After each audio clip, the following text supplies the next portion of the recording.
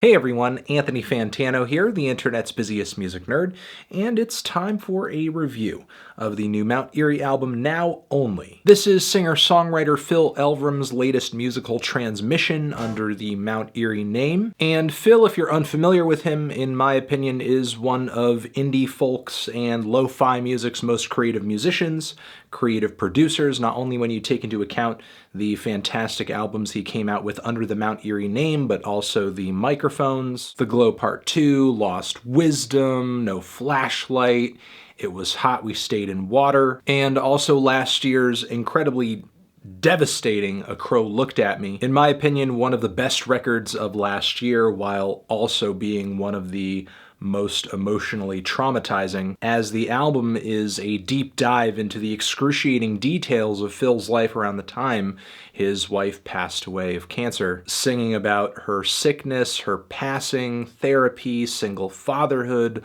also wrestling with the feelings of grief, shock, denial, etc. This next album, Now Only, deals in a lot of the same themes, feelings, experiences, but is decidedly different stylistically. The instrumentation on this album isn't quite as stark, isn't quite as low-key. The writing and structuring of these tracks is not quite as director-pointed either. There are quite a few long and very winding songs on this record with some kind of meandering narratives. It's almost like Phil is writing a letter or a postcard just off of the top of his head to a loved one, or I guess generally his audience, of everything that's been happening to him, even down to the minor details since we last heard from him. And honestly, it's all got a little bit of a Mark Kozelek Sun Kil Moon vibe to it. It's an interesting influence to hear pop up in Phil's music, as well as other records too. It seems like this long, rambly,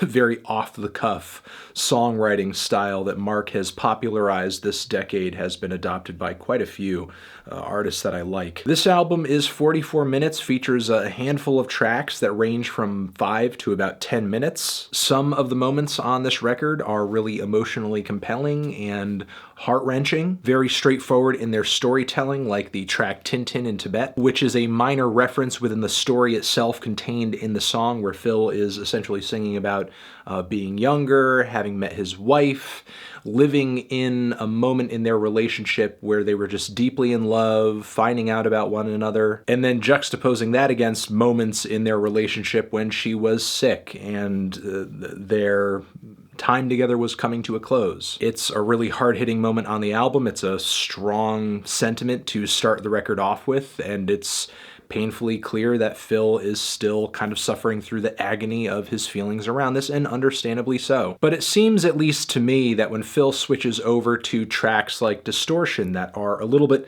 longer in their runtime and a little bit more rambly, a little bit more disheveled, he is no longer playing to his strengths as a songwriter. Or maybe this is just something that he needs to feel out a little bit more in order to make a more compelling track. Because while a lot of the same themes of emotional pain and loneliness and even a bit of a narrative moment where Phil is talking about being younger and having a pregnancy scare, even though this is all very familiar given what he's been singing about lately, it's all kind of inconclusive and doesn't add up to too much. It's an okay listen at the end of the day, but I feel roughly the same way about the Two Paintings by Nikolai Astrup track, the second longest song on the album, later in the track list. I love and am enchanted by Phil's music a majority of the time, but do I find him to be so gripping a storyteller, to have so strong a delivery that he can just throw any minor detail out there and it just kind of keeps me on the edge of my seat in a song? Not necessarily,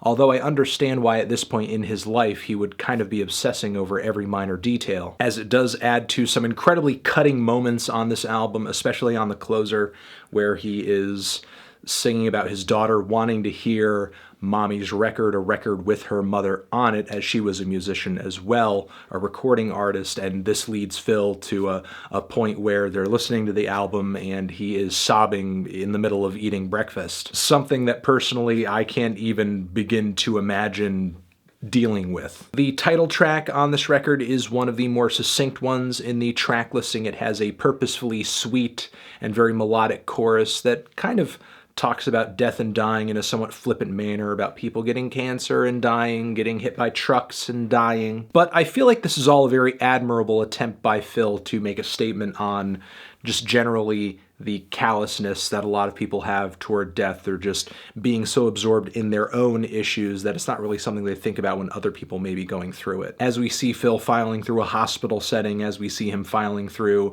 a setting where he's at a music festival and he has to play these, what he describes as death songs for kids on drugs. And then there is the maybe most haunting and morbid track on the entire record, Earth, which not only has a pretty interesting Wolves in the Throne Room reference, but is also a song where Phil is literally dealing with the transformation of his significant other from a living, breathing human being to cremated ashes, remains. The instrumental on this track might not seem like much more than just some droney keys and guitars, occasionally a sort of wild, loud, distorted indie rock passage, but it serves as a pretty great backdrop for his attempt to kind of process this, because it's really just kind of intense with how directly he stares into this abyss of death in his art, especially as of late, to the point where I find his music to be enjoyable and bold and brave and unique, but also concerning too, which I guess that's been my attitude since the last album as well. I mean, I love Phil's music. I think he's a great artist, but still, I hope he's